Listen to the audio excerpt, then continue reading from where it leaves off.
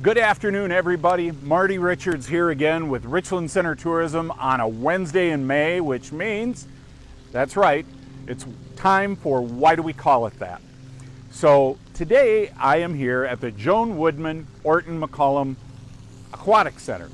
And you might wonder why the heck we're at an aquatic center. It's pretty obvious. There's splash pads and slides behind us. Why are we excited about that? Well, a little excitement. Number one, on June 7, Monday, June 7 next week, the big stuff for the big kids like myself opens up. Right now, you're going to see this video on Wednesday, still in May. You're able to bring your kids, even the big kids can play if they're nice, on the splash pad here. So it's up, it's running, the splash pad, and then on Monday of next week, the big stuff for kids my age opens up.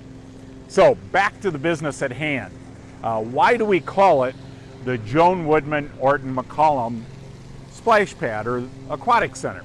So Joan Woodman Orton McCollum is very important to the Richland Center area, not just Richland Center, the city, but also the greater area.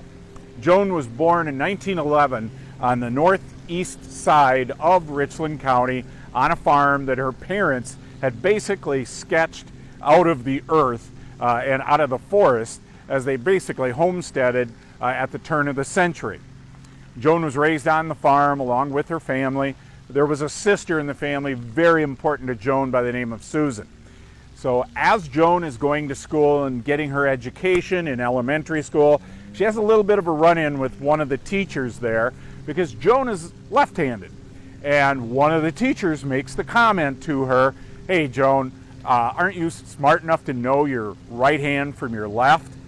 And that starts to put a little bit of a damper on her schooling. However, sister Susan, who she remains close with all of her life, steps in.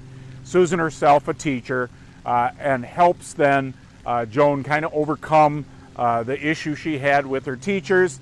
By her middle school years, Joan is getting excellent marks and excelling in school. She ultimately graduates from Cazenovia High School and then moves to Chicago, where her sister is at, to go to nursing school. Joan finishes nursing school, gets her registered nurse degree, and then gets a job at the Curtis Candy Company, where she is a commercial nurse. So she's working in the factory, treating illnesses and injuries that arise from the work there. It's in Chicago that Joan's world changes drastically. So she's on a double date with her sister, and she's fixed up with the fella by the name of Philo Orton. So to us, that name may not mean much, but at that time, Philo Orton is a very eligible bachelor and actually a wealthy industrialist. See, Philo was the creator of something that was known as the Snorton-Orton steam shovel. He also had in his company manufactured cranes as well, but well known and very profitable. They hit it off, and Joan ultimately really captured Philo's heart, and they were married in 1944. Now at the time, Philo had been a bachelor for quite a while, and he was actually 69 years old. Joan was 34 years old, but they go on into a marriage that's very happy. Joan's world changed completely. She still thought of herself at that point as kind of a backwoods Richland County farm girl that was in the big city. That changed. During their early years of their marriage, they went on trips that would go to South America by steamer ship. They also had ended up in Europe in their travels, and they had an apartment on Chicago's Gold Coast where only the wealthy socialites lived. And at this point, Joan really had leapfrogged into the higher echelon of Chicago society. Unfortunately, at the age of 89, Philo Orton passes away from a heart attack.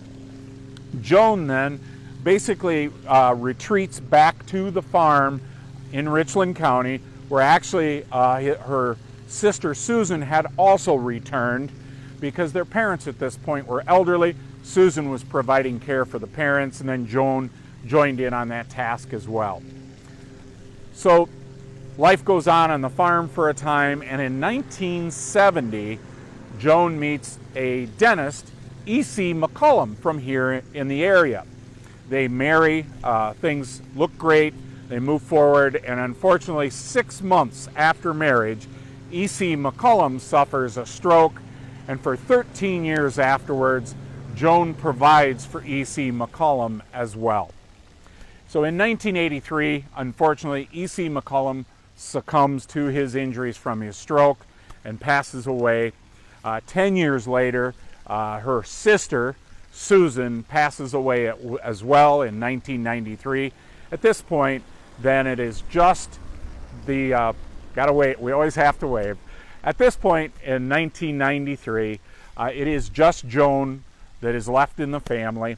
No heirs to the money that she had, collected over the years and the assets. So she forms a foundation in 2000. The foundation then begins to distribute and help support many different worthwhile causes in the area. Through Joan or through her foundation, many gifts have been made to the Brewer Library, to the fire department, to renovating the auditorium, which is the first auditorium constructed, public auditorium constructed in Wisconsin. And she really does a nice job of helping with different community efforts to renovate, restore, and to build new. In 2003, Joan passes away. She did, achieve a quite elderly age and had made quite a few effects on the community. Also, I should, something of note, so the family farm where Joan was living up until her last few days, they had decided to give to the Boy Scouts. But also on this farm, Joan had collected several schools. So there was a Woodman School, the Elm Grove School. There were several different public school, one-room school buildings that Joan had actually purchased and moved to the farm. And now the Boy Scouts use that property and those buildings for their needs. Joan really developed a very affectionate relationship with the Boy Scouts of America and helped support many of their efforts also through the use of the farm. So once the foundation is set up, Joan passes away, and now through the last several years we've seen some very significant contributions from the foundation. Most notably, I will mention that the maternity ward at the Richland Center Hospital is really a gift from the Joan Woodman Orton McCollum Foundation. But then also finally, the splash pad behind us here, that definitely a result of a large gift from the Woodman Orton McCollum Foundation as well. So we thank Joan for her gifts to our community and for many of the improvements that she's helped foster. There have been many others that helped here with the splash pad and making it a reality. But we would argue it is the greatest splash pad in all of southwestern Wisconsin. You can't miss come and checking it out. The full facility opens up again this coming Monday on June 7th. But hey, the splash pad's open right now for your enjoyment. So we hope when you come visit us and check out the splash pad. Just one of the many points of interest and exciting things you get to enjoy here in the greater Richland area. So for Richland Center Tourism, I'm Marty Richards. We look forward to your visit. Have a fantastic day.